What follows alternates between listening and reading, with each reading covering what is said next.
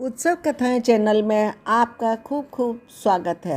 आज की प्रस्तुति कली हनुवाणी अध्याय 8 लिंग कुंजी भाग 5। पिंगल यंत्र के प्रति उर्मी का मोह क्षीण पड़ गया, क्योंकि अब उसके मन को परम भाषा सीखने का विचार आकर्षित कर रहा था। उसने कहा, वाह, हम दृश्यों को पिंगल यंत्र से भी बेहतर गुणवत्ता के साथ बद्ध करने में सक्षम होंगे। हम दृश्यों के चित्र, ध्वनियाँ, गंध, भावनाएं, विचार आदि सब कुछ बद्ध कर सकेंगे और बद्ध किए हुए दृश्य को अपनी इच्छा से कभी भी देख सकेंगे।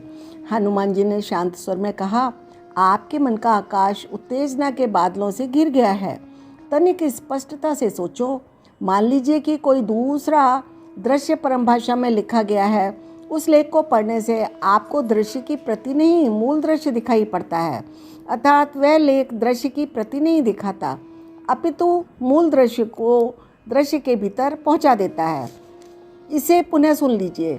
किसी साधारण पुस्तक में लिखे गए शब्दों अथवा पिंगल यंत्र में बद्ध सामग्री आपको दृश्य की एक प्रतिकृति दिखाती है, जबकि परम भाषा में बद्ध सामग्री आपको मूल दृश्य में पहुंचा देती है।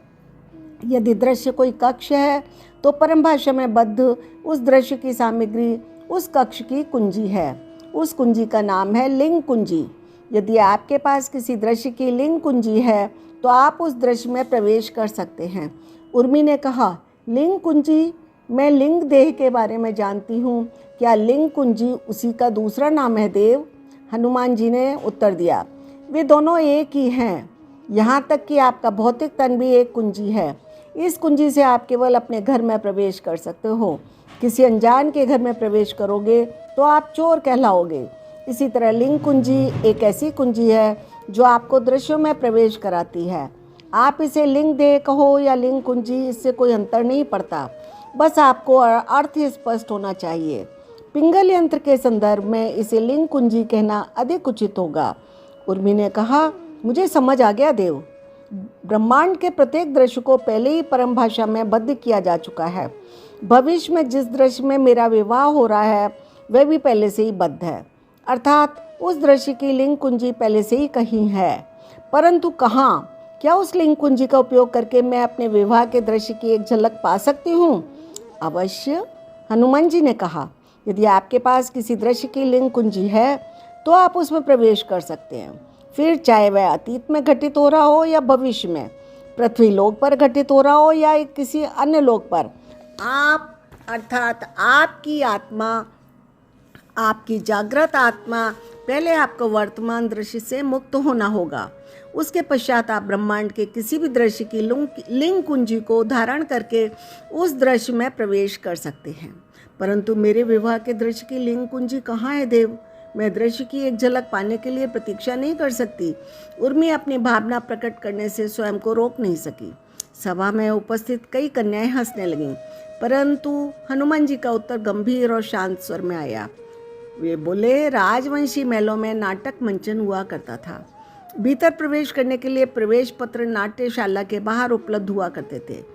ठीक उसी तरह काल आकाश के रंगमंच पर घटित हो रहे प्रत्येक दृश्य की लिंग कुंजी शून्य के उस गलियारे में उपलब्ध है जहाँ से वह आत्मा के लिए उपलब्ध होता है। उस गलियारे में पहुंचकर आत्मा लिंग कुंजी को धारण करती है और उस दृश्य को न केवल देखती है अपितु जीती है। शून्य का गलियारा? उर्मी के मन में प्रश्न उठा और तत्पश्चात तुरंत उसकी भौहें उठी, क्योंकि उसे स्वयं ही उत्तर मिल गया। शून्य की सुरंग है? हनुमान जी ने कहा, हाँ। किसी दृश्य को जीने के लिए एक आत्मा काल आकाश के भीतर प्रवेश नहीं करती। आत्मा सदा शून्य की सुरंगों में रहकर देह और मन से जुड़ जाती है। ठीक वैसे ही जैसे एक दर्शक मैदान में उतरे बिना ही अपने प्रिय खिलाड़ी से जुड़ जाता है, उसे स्वयं मैदान में उतरने की आवश्यकता नहीं होती। यदि काल आकाश एक गोला है तो शून्य के गलियारे उस गोले में वैसे ही फैले हुए हैं जैसे मानव तन में नसों का जाल फैला है। देव, क्या मेरे मस्तिष्क को लिंग कुंजी नहीं मिल सकती? बस मैं अपने विवाह के दृश्य की एक झलक प्राप्त करना चाहती हूँ। दृश्य को वास्तव में जीना नहीं है, बस एक झलक। उर्मी ने उसके पीछे से उठ रही फूहड़ हंसी की आवाज़ों की परवाह न करते हुए कहा। जानकी रूपा ने अपनी सहेली को हास्य का पात्र बनते देख उसके प्रश्न को दूसरे ढंग से प्रस्तुत किया। बोली, देव, मैं भी उत्सुक हूँ। क्या परम भाषा को हमारा मन नहीं सीख सकता? आंशिक रूप से भी नहीं। यदि मन को लिंग कुंजी समझने के लिए प्रशिक्षित किया जा सके तो कितना अच्छा होगा। हम भविष्य के दृश्यों को आसानी से देख पाएंगे।